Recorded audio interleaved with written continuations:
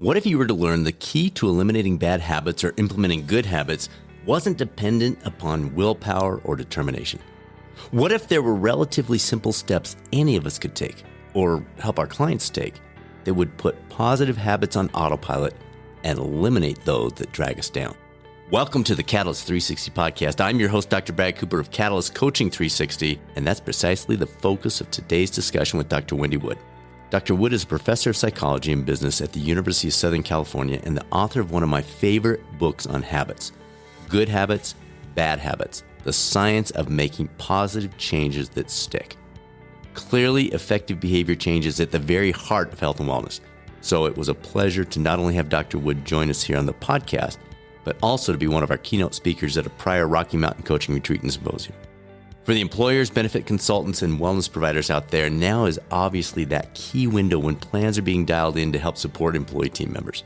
If you're still looking for the missing link, the behavioral, physical, and mental well-being coaching available from Catalyst Coaching 360 can be integrated into any current program or platform with guaranteed outcomes. Interested in learning more? Email me directly. We can talk about it. bcooper@catalystcoaching360.com. That's bcooper@catalystcoaching360.com. We'll set up some time to discuss options and whether it's the right fit as you move forward.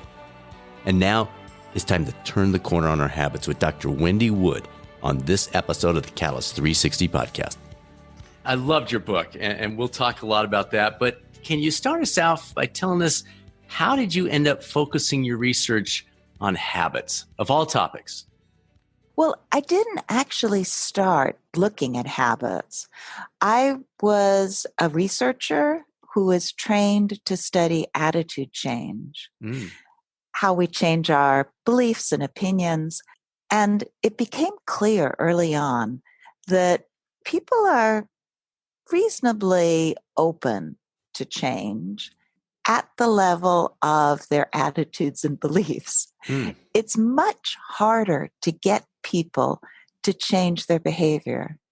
So even if you have a wonderfully persuasive message that captures their values and makes them look at the world slightly differently, it doesn't necessarily translate into behavior change.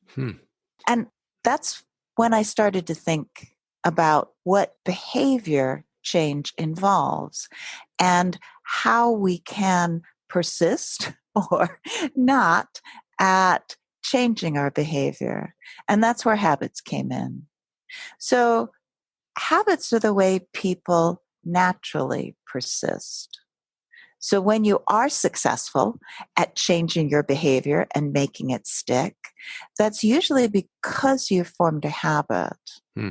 Doesn't necessarily involve a change in your opinion. Instead, habits follow a slightly different logic. So that explains why many of us are really good at thinking through what we want to do in the future for our health. So New Year's resolutions, the top ones have to do with diet, exercise. People, when swimsuit season comes, we all make resolutions. We're going to change our diet. We're going to become healthy, look fit. But then so many of us don't follow through. And that becomes frustrating for people. So I wanted to understand what that follow-through thing involves, and that's habit. Okay. And you note in your book, and by the way, folks, this book is fantastic. It's titled Good Habits, Bad Habits. We were up on a planning retreat this last week, and I took a deep dive into it. You're going to love it. Now, in that book, you talk about habits aren't really something we control. It's not the grit your teeth, bear down, white knuckle it. It's things we've automated. Can you talk us through that concept and how maybe it differs from the typical perspective on habits? Yeah, so habits are, as you said, part of our non-conscious mind. We don't have access to them. We're not aware of them in the same way that we are aware of our thoughts and our feelings. Habits are learned over time as we repeat an action in the same way And we form mental associations between the context we're in and the response we just gave that got us some reward.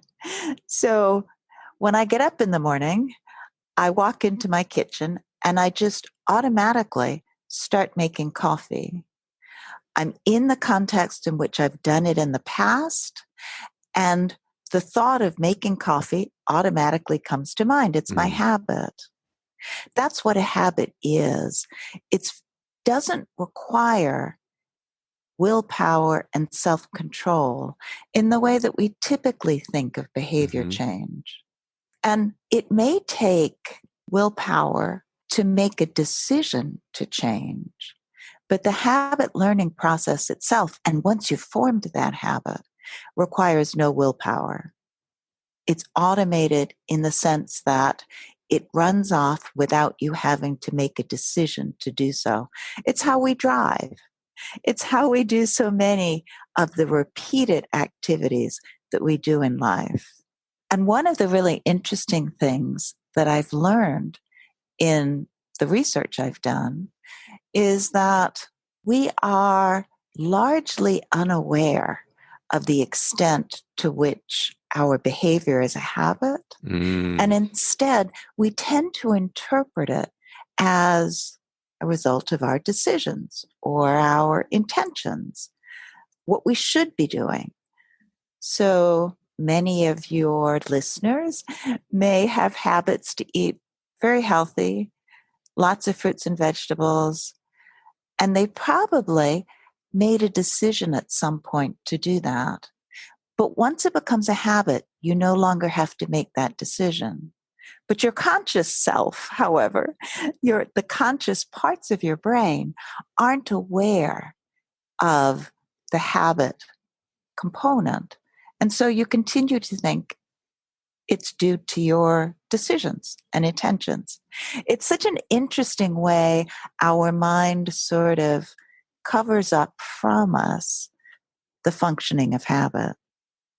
Very interesting. We identified it as who you are versus what you do. The who you are is the way you're describing that is the habit. It's ingrained. It doesn't take conscious thought versus the what you do.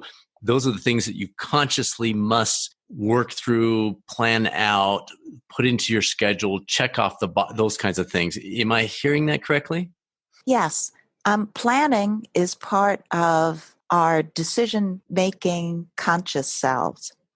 And habits are part of the automated components that typically support our conscious selves, typically are consistent with it.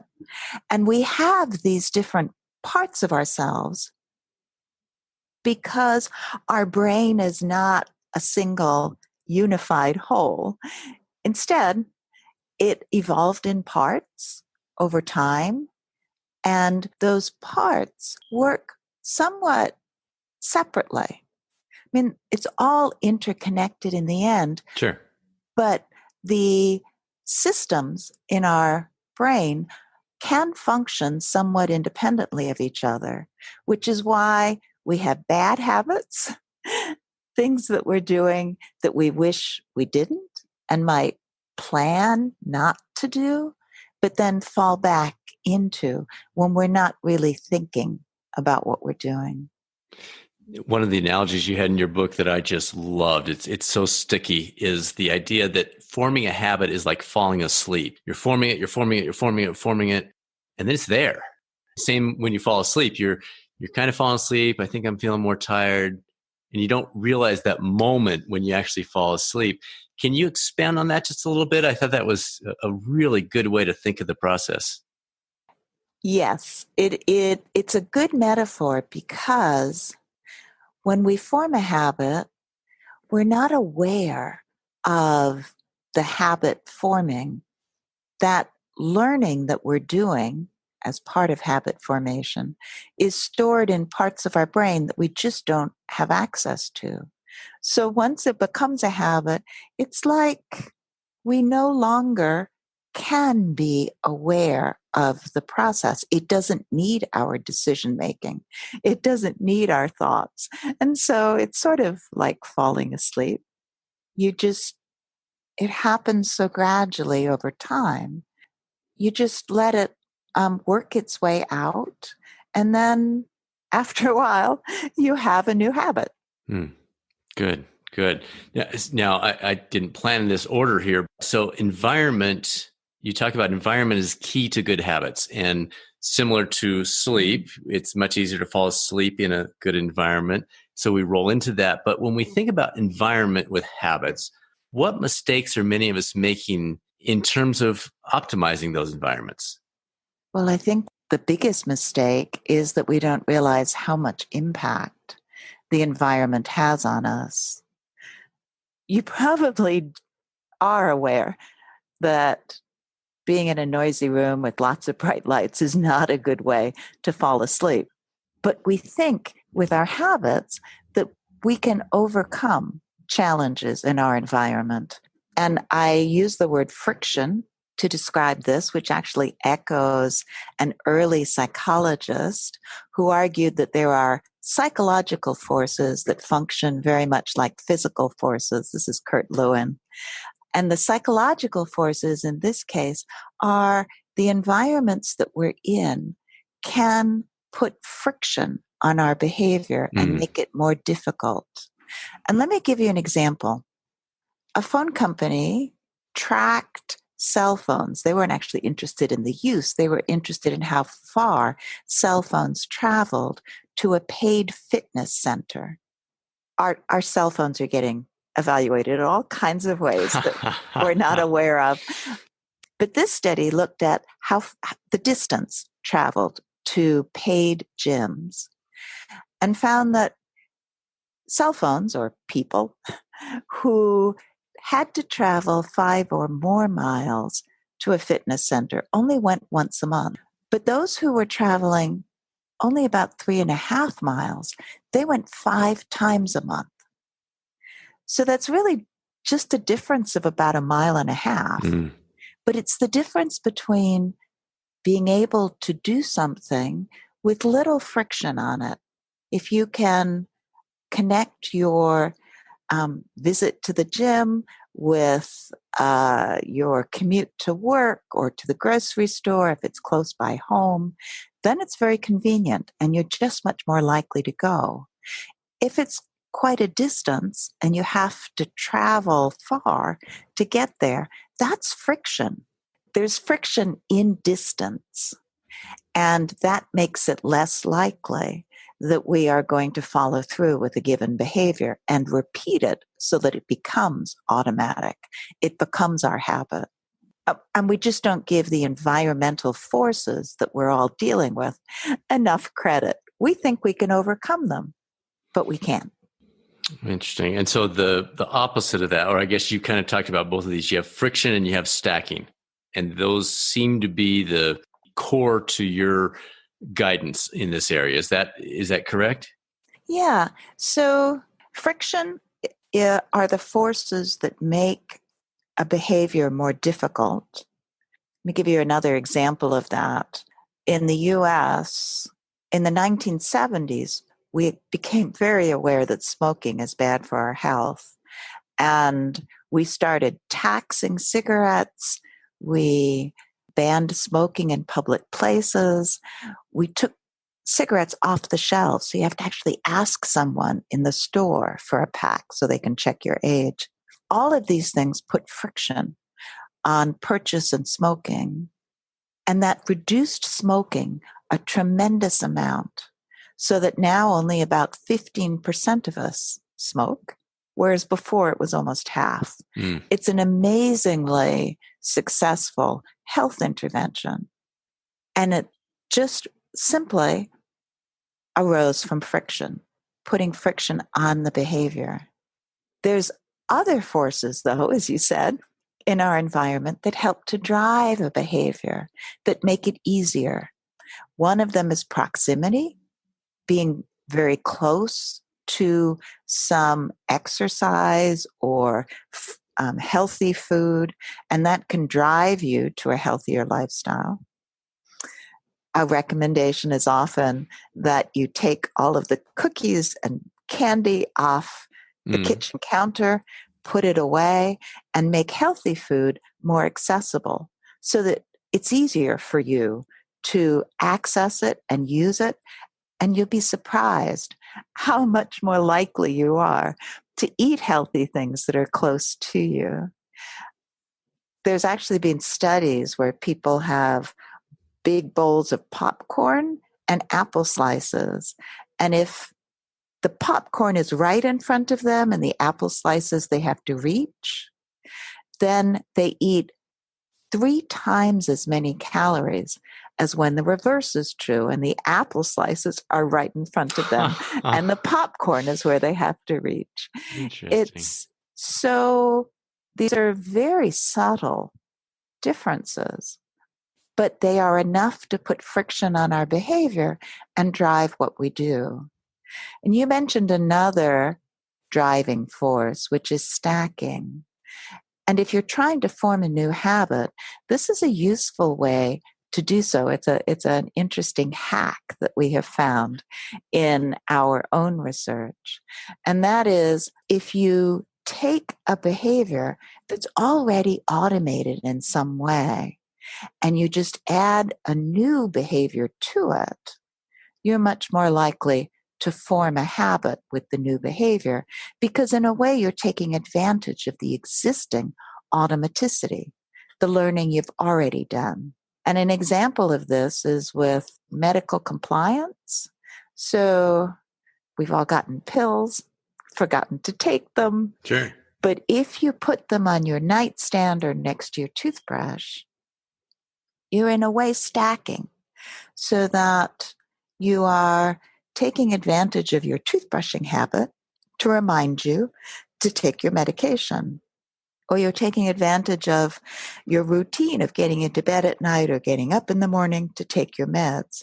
So again, these are ways of inserting the medication into an existing routine and making it easier to remain adherent, to actually take them as your doctor has prescribed. Right. Right. I love this stuff. This is so critical. I mean, our audience, their lives, whether they're coaches or not, their lives are about this concept of behavior change. And you're giving us some tools that we're not sitting there going, oh my gosh, I could never do that. We're sitting here saying, well, I can do that. Well, that makes sense. This is great. This is fantastic. Okay. You take the 21-day myth to task. What do we know about the importance of frequency and duration? Kind of two related concepts. Walk us through maybe where the 21-day myth came from, if there was some origin to it. And then from my memory of reading the book, it depends on what you're doing. That 21-day adjusts depending on if it's this type of change or that type of change. Exactly. The 21-day description of how long it takes to form a habit, it's a wonderful idea, right? We can do anything for 21 days. So it's very doable. The trouble is there's no data behind it. It seems to have come from a self-help book in the 1960s that described how long it takes people to get used to their new physical appearance after plastic surgery, which has very little to do with habit formation. Instead, we do have data from much more recent research by Pippa Lawley on how long it takes people to form a simple health habit. Now, these were people who were coached to choose a specific behavior, like drinking a glass of water when you get up in the morning, or going for a walk after dinner. And they were told to embed it in part of their life routine. So they're already taking advantage of stacking, right? So when I get up in the morning, I'm going to have a glass of water. Or right after dinner, I'm going to go for a walk. Even when people are taking advantage of existing routines like this, it takes 2 to 3 months to make behaviors really automatic so that you're not thinking about doing them anymore. So they become sort of incorporated into your life. And you're absolutely right. This is just for simple health behaviors. Things like going to the gym are much more complicated, and so will take longer to learn. They're just going to take longer to become automatic. And probably they're never going to be completely automatic because there's a few different things we do. Like if it's raining out, you might decide to go to the gym, whereas if it's really sunny and lovely, you might decide to go running outside. Mm-hmm. So there's still decision making that is intertwined with our habits for these more complex behaviors. And if we up the frequency, does that reduce the duration? Is it a multiple? If you do it more reliably, more consistently, yes, you're going to form a habit faster than if you do it only occasionally. But one of the really positive messages from that research is that you can skip a day or two and your habit memory will still be there so that you can go back to it after a day or two and start building almost where you left off. And this is because of an interesting feature about habits is that they form and change only very slowly. In fact, some researchers think we never really forget established habits, that they're always going to be with us, and we just have to be in the right context again, and the old habit will be activated. Interesting. All right. So surprises. What biggest surprises or some of the biggest surprises you discovered about habits as you were going through this that you thought, wait, what? Well, one of the more interesting things I think is rewards. So we all know rewards are important, Mm-hmm. right? They get us to do things repeatedly. That's the definition of something that we find rewarding. It'll get us to do the same thing again. But rewards are very important for habit formation for several reasons. One is if you like something, you're much more likely to repeat it. But also, when we get rewarded, there is a release of dopamine in our brain that ties together the information that we are that's currently there.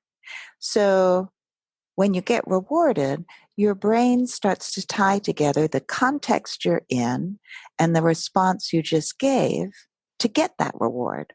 And that's why I call habits a kind of a mental shortcut. They're your best guess when you're in a context of what to do in order to get the reward that you got in the past. So there's sort of mental shortcuts. And what I think is so interesting about that is two things. There's two very practical implications. One is if you don't like something, it's not going to easily form into a habit. So if you're working with folks who just hate to exercise is going to be a challenging habit for them to form. They're not going to repeat a behavior often enough. And if they do, they're not going to get the neural transmitter of dopamine working in ways that's going to help them form a habit. So what you need to do is figure out how to make things more fun. I used to be a runner and my back started to hurt. So I now use an elliptical, and there is nothing more boring in the world than working out on an elliptical. I hated it until I figured out that I can watch stupid TV shows that I would never normally watch. Sure. And I only watch them when I'm using the elliptical. And it's actually become a really fun thing. So I look forward to it. This terrible, terrible, boring activity has become something that's fun in my day. And I clearly have a habit where I use an elliptical for about an hour a day. And that, for me, is a great solution to the exercise challenge that we all have. There's something else, though, that's interesting about this, the way rewards work. And that is the dopamine works for maybe less than a minute, tying together the information that's currently in memory, which means that rewards at the end of the month, at the end of the week for doing something aren't going to have the same effect as the rewards you experience right now when you're doing it. So you have to really enjoy it in the moment somehow. And that often comes from feeling pride, right? Making the right health choices for yourself, in figuring out some way to make boring exercise fun, as I did, or maybe finding a friend to exercise with who is fun to be around and talk to, so that you're experiencing rewards in the moment. Really limits the kinds of rewards that will be effective for habit formation, but it fits all of the empirical data we have out there on long-term rewards, that they just don't seem to have that much effect when people are forming a habit. I get a reduction in my health insurance costs each month if I exercise and don't smoke. But honestly, that doesn't have any impact on my exercising and smoking. That's not why I try to live a healthy lifestyle. Those rewards are too far removed from the behavior to have much impact. And does a reminder of a reward? So if I'm, I don't know, doing my first 5K, does a reminder that, oh yeah, that race is coming, or I'm doing this fun thing with my family, or what, does that give us a little dopamine shot, or is it a completely different response we're talking about there? It can, sure. But the issue is that you're not always going to be reminded when you work out. And you're not always going to be thinking of how much faster your time is now than it was when you started, or how proud your family's going to be of you when you run this race. It's more reliable. It's a better idea to have the reward be part of the activity itself. Sure. No, it makes sense. All right. Is there a difference between the best ways to eliminate a bad habit versus start a good habit, or are they essentially always two sides of the same coin? The answer to that is actually quite complicated. Well, let's do it. So I described how to form a new habit, right? You do something repeatedly in the same context for a reward, and your brain starts to connect the context and the response so that that then becomes your go-to response. But that happens over time, right? It takes time to form that new habit. Once the habit is formed, rewards are much less important because now the behavior is cued by the context you're in. So in my example of getting up in the morning and making coffee, I'm not worrying about whether I'm going to get a reward or whether I particularly want coffee this morning. How tired am I? Do I really need coffee? That discussion just doesn't happen. I wake up, I make coffee because I'm there and I'm cued. I'm not thinking about the outcome. And the same thing is true with other habits. After we form them, the outcome is less important. I ran a study at one point in a campus theater where we gave people a bag of freshly popped popcorn, which was okay. We're not the best popcorn makers. They only said it was okay. And then other people got a bag of stale popcorn. And this was really stale popcorn. It had been in our lab for a week in a plastic bag. So you can imagine what it was like. It was pretty disgusting. People who had habits to eat popcorn in the movie theater, they ate the fresh popcorn. It didn't matter. They could tell us they hated the stale popcorn, but they ate it anyway. They ate 70% of that bag, which is a stunning outcome. And what this demonstrates is that you can take the rewards away for a habitual action. You can even make it sort of punishing, and still people don't respond that quickly to the new information, the new outcome that they're getting. So outcomes don't make that much difference once you've formed a habit. It's not easy to get rid of that habit memory. Remember, I said that they change only slowly. Right. That habit memory is still there, even if the popcorn tastes bad, and it's still cueing your eating. What does work for habits, for changing unwanted habits, is changing the cues, changing the context cues. So we took those participants and we brought them into the lab. We took them out of the cinema, brought them into the lab, and we had them watch music videos in a darkened room by themselves. And some participants had stale popcorn, some had fresh. The effect was no longer there. Both people with habits to eat popcorn in the movie cinema and people who didn't have habits to eat popcorn in the movie cinema, they all spurned our stale popcorn. They weren't going to eat it. They ate only the fresh popcorn, suggesting that the popcorn eating habit wasn't activated in the laboratory context. They were making decisions based on what they liked and didn't like, which is what happens when we get into new contexts. So at times when people move, start a new job, start a new relationship, have kids, these are all times when we're feeling pretty overwhelmed. But there are also times when we have an opportunity to form new habits because our old behavior is not being cued in quite the same way as it was in our earlier circumstances. So changing the cues is very helpful to changing habits. The other thing that's helpful. Wait, before we go to the next one, because you've got me thinking here. So would it make sense to encourage people to try a new habit as they're going on to vacation? As long as it's not something that's going to ruin their vacation, obviously. But okay, you're going to go to such and such a place that you enjoy. Why don't we make this the week you start XYZ? Would that increase their odds of holding on to that because you're completely changing everything else? You don't have that cueing that caused you to naturally grab the big cup of coffee or to skip the run or to whatever it might be?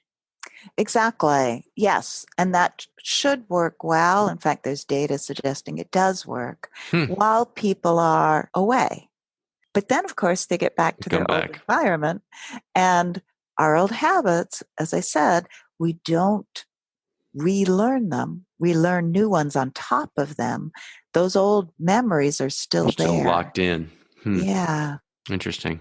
So it could help you get a springboard, but then you'd need to come back and make some adjustments to your old setting to eliminate or at least impact those cues that you had in place previously. Exactly. You'd need to set driving forces on your new habit and put some friction on the old behavior, the one you're trying to change. So that's the second way to do it. You can change the cues and you can deal with these driving and resisting forces in our environments, in our living environments. Very interesting. All right, let's flip the mirror around. How about you, your own life? We've all got stuff we're working on. How are you using your research to address a habit in your own life you wouldn't mind sharing with us that you're using this research to make your own adjustments? I have an example of something I did recently. We'll take it. No, but this was a successful habit formation, and that was writing a book that writers have some of the best habits to study, right? They have to somehow motivate themselves day after day to keep turning out pages and pages of manuscript. And you don't do that by white knuckling it through. Instead, they all have habits, writing habits. They write in certain places. They write certain amounts each day, or maybe for a certain time each day. They have formed these patterns that allow them to do it over and over again. And it's one of the first things that I started to study when I was writing this book, because I wanted to take advantage of the insights. And they are doing this naturally. They're doing it without understanding how habits work or what it is they're doing. It's just what works for them. And I was able to do that myself. I have a very supportive family. So they were okay with me waking up every morning and just starting writing. And I would write for several hours until finally, a few years later, I had a book. Wow. And that was not a habit you had previously. You would not get up and write some of your research papers. You would not get up and work on class notes. This was a brand new approach to what you're doing with the book. Not with this intensity, no. Hmm. I had to figure out how to structure my day so that I was reasonably happy, only reasonably, because writing is very solitary. You have to do it by yourself, and I am used to being in much more of an interactive work environment where there's graduate students and there's other faculty and interesting speakers, and you get to read all kinds of stuff. You get to teach classes. It wasn't that way at all. It was quite different. Now, with your book, I just want to jump in on something that caught my attention this morning. Your epilogue covers a topic that probably a very large percentage of our audience is saying, yeah, I'd kind of like to do better with my phone. Can you talk us through some of the strategies for checking our phones less, for having our phones be less of a dominant aspect of our lives? You cover it well in the epilogue, but just for the folks listening to this, can you give us some tips in that area? Yeah, I agree with you. This is a real challenge for a lot of people.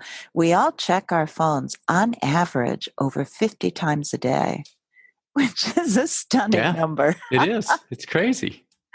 And I think the most painful times are when we're out at dinner, right? We could be enjoying conversation with other people, but instead we get a ping or a buzz or the phone rings and we're off down that rabbit hole of our phone.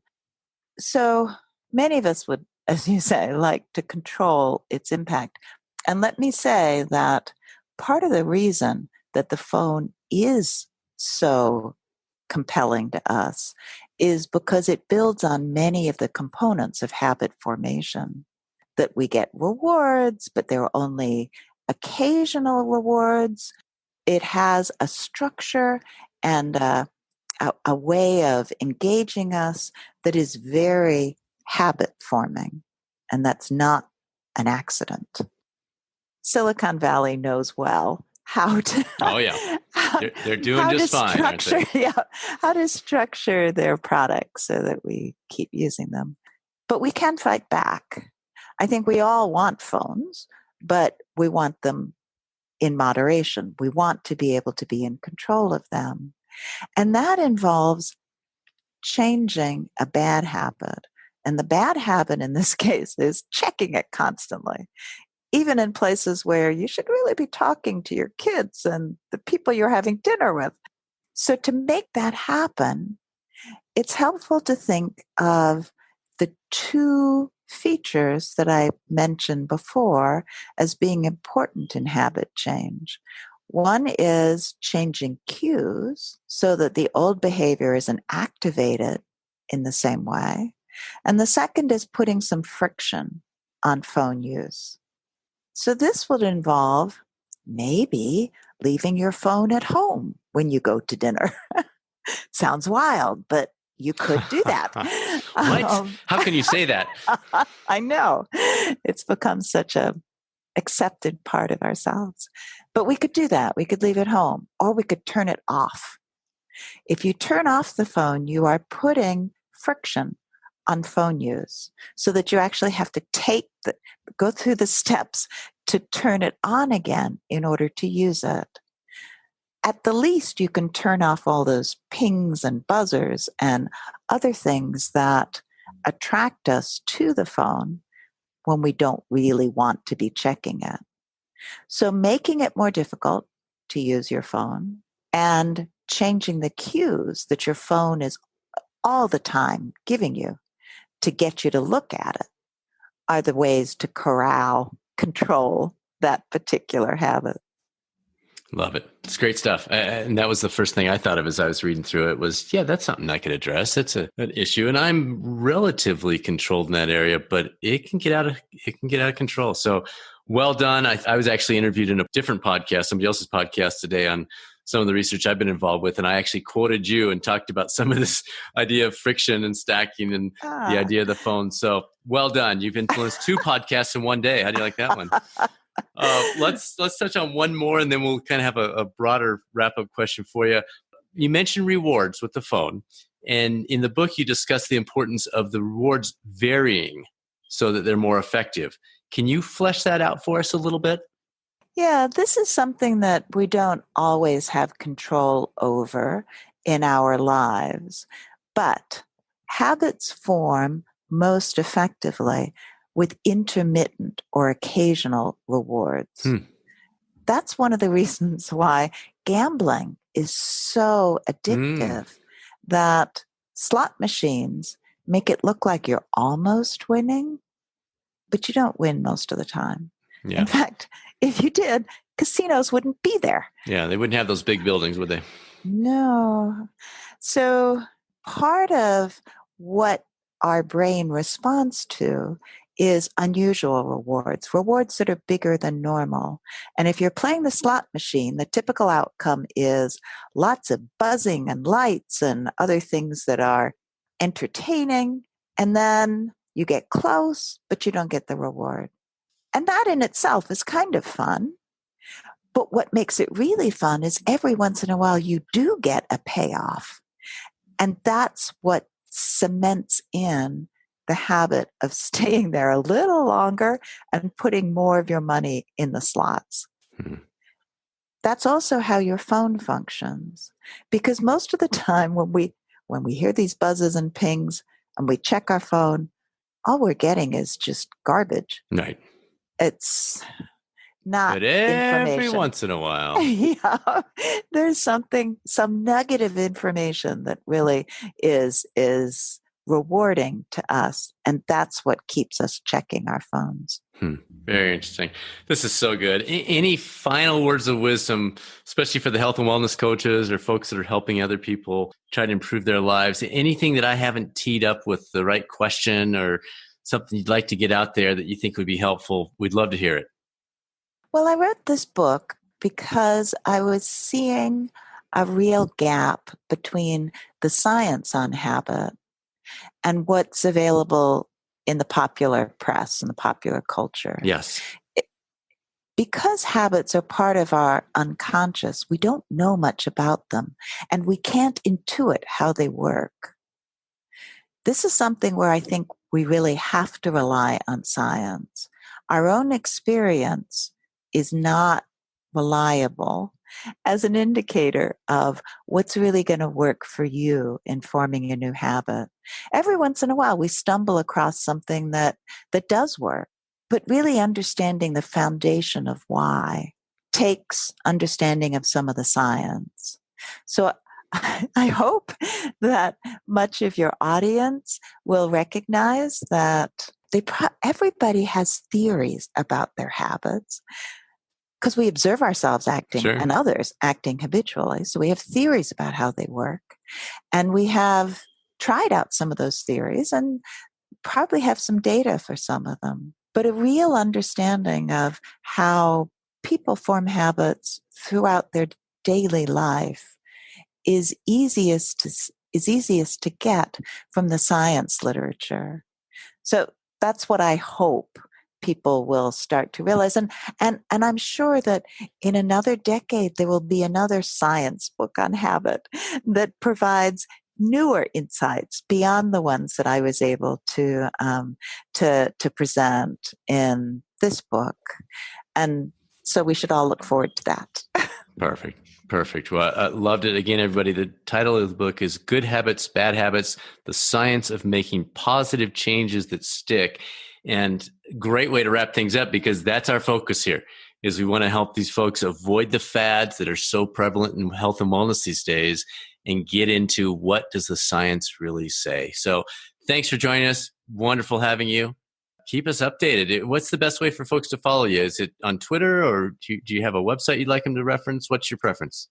People can follow me on Twitter at Prof. Wendy Wood. I also have a website, goodhabitsbadhabits.org. Or people can email me from my university email account. I'm happy to talk to anybody who wants further information. Perfect. Well, thank you again for joining us. This was wonderful. Lovely talking with you, Brett. You already have a habit in mind that you're going to utilize these practices to make some changes, don't you? Another big thanks to Dr. Wendy Wood. If you haven't yet picked up her book, it's titled Good Habits, Bad Habits, and it is well worth the read. On the coaching front, our final MBHWSC approved coach certification cohort of the year kicks off October 7th, and as of this recording, we still have a couple of spots available. Feel free to reach out to us anytime with questions about your specific situation. You can reach us through our institute at results@catalystcoachinginstitute.com or visit the website catalystcoachinginstitute.com for more information, registration, and details about the 6-month no interest option. And now it's time to be a Catalyst. This is Dr. Brad Cooper of Catalyst Coaching 360 signing off. Make it a great rest of your week, and I'll speak with you soon on the next episode of the Catalyst 360 podcast, or maybe over on the YouTube coaching channel.